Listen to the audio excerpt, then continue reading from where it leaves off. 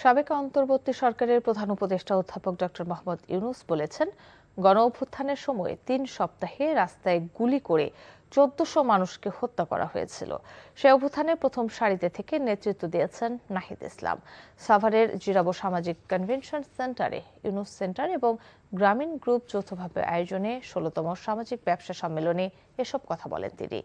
২ দিনব্যাপী এই সম্মেলনে শেষ দিনে অংশ নেন জাতীয় নাগরিক পার্টি এনসিপির আহ্বায়ক ও জাতীয় সংসদের বিরোধী দলীয় চিফ হুইপ নাহিদ ইসলাম।